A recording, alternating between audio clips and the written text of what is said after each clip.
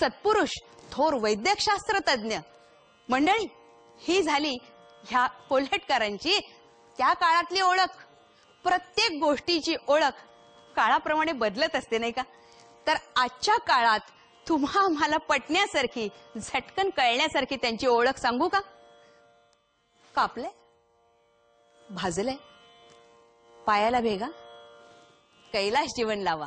ह्या कैलाश जीवनचे जे निर्माते वाशी कोल्हटकर, त्यांनी अशा प्रकारे ह्या ओंकाराचा महिमा अशा सुंदर शब्दात वर्णन केलेला आहे.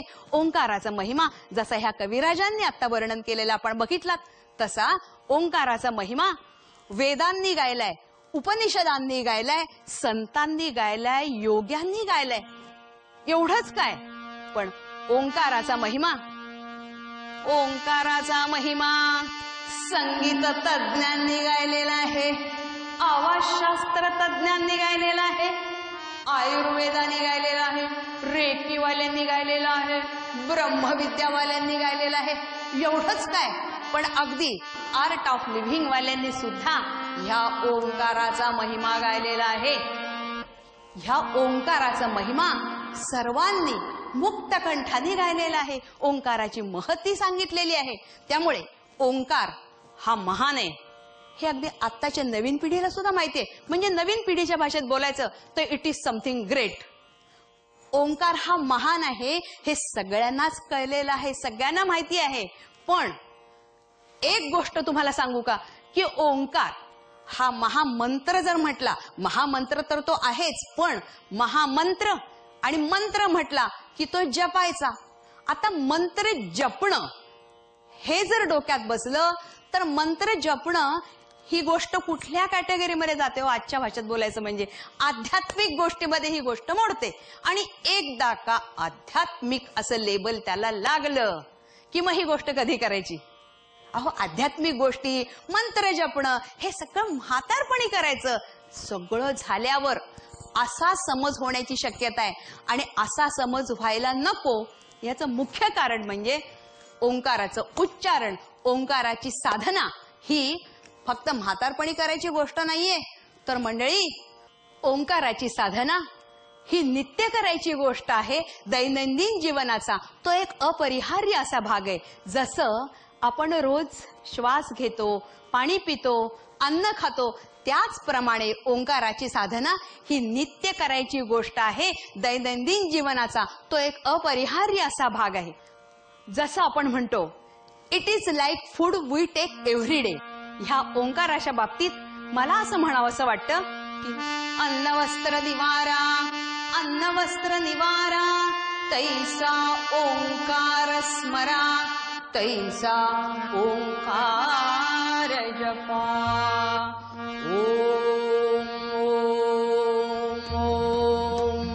ओंकाराच्या ह्या नित्य साधनेचं महत्व आपल्या पूर्वजांनी, ऋषीमुनींनी, संतांनी जाणलेलं होतं.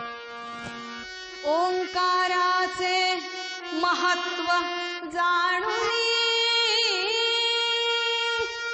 ओंकाराचे महत्व जाणून,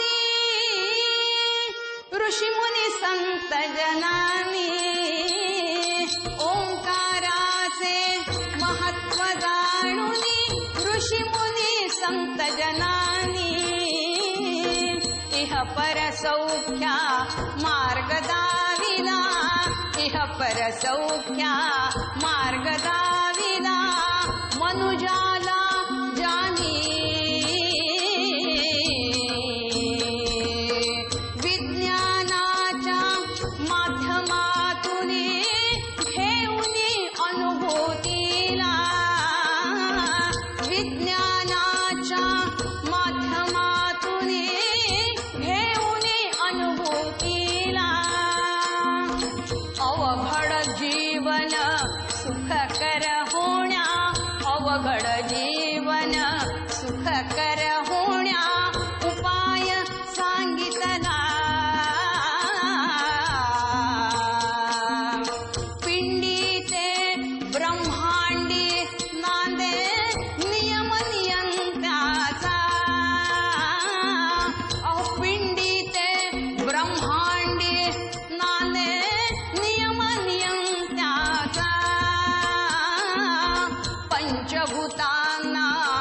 सुस्थिर ठेवी पंचभूतांना, सुस्थिर ठेवी महिमा ओंकाराचा, म्हणून ओंकार स्मरा, नित्य ओंकारा जपा.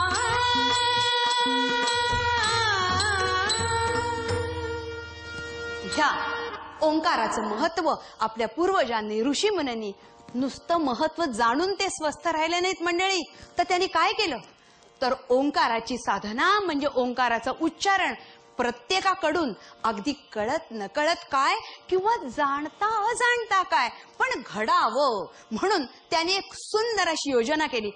आजकालच्या भाषेत बोलायचं ते एक अरेंजमेंट अशी केली की ज्या योगे प्रत्येकाकडून ह्या ओंकाराचं उच्चारण घडावं. आता ही योजना म्हणजे काय तर साधी गोष्ट आहे. प्रत्येकच गोष्टीमध्ये ह्या ओंकाराचा अंतर्भाव केला बघा. ओंकाराची गुंफण प्रत्येक गोष्टीत करून ठेवली. जसं अगदी साधी गोष्ट बघूया की ओम नमः शिवाय, ओम नमो भगवते वासुदेवाय. प्रत्येक मंत्रात स्तोत्रात जपामध्ये आधी हा ओंकार म्हटला जाईल अशी ही व्यवस्था. थोडंसं आपलं सकाळपासूनचं दिनक्रम आपण आपल्या डोळ्यासमोर आणला ना तर आपल्या अगदी सहज लक्षात येईल बघा. आपण स्नान करताना म्हणजे आंघोळ करत असताना जे काही म्हणतो त्यात सुद्धा ओंकार असतो. जसं हरिः ओम नमस्ते गणपते त्वमेव प्रत्यक्षं तत्वमसि असा अथर्वशीर्षामध्ये असलेला ओंकार. स्नानानंतर आंघोळीनंतर सूर्यनमस्कारांची कसे म्हणतो आपण ओम मित्राय नमः, ओम रवये नमः असा त्याच्यात असलेला ओंकार. सूर्यनमस्कारानंतर संध्या, अहो संध्येमध्ये 200 पेक्षा जास्ती वेळा ह्या ओंकाराचं उच्चारण होतं. आणि म्हणूनच बहुतेक आपल्या पूर्वजांनी त्रिकाळ संध्या सांगून ठेवलेली होती. अहो त्रिकाळ संध्या झाली, प्रत्येक वेळेला 200 पेक्षा जास्ती वेळा उच्चारण होणार म्हणजे मग तब्येत कानेही छान राहणार. त्या आरोग्याचं रहस्य ओंकारामध्येच असणार नाही का.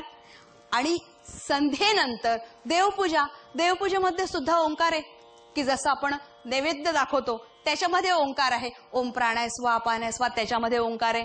त्याच्यानंतर भोजन जेवायला बसतो, भोजन नैवेद्य त्याच्यात ओंकार आहे. चित्राहुती प्राणाहुती त्याच्यामध्ये ओंकार आहे.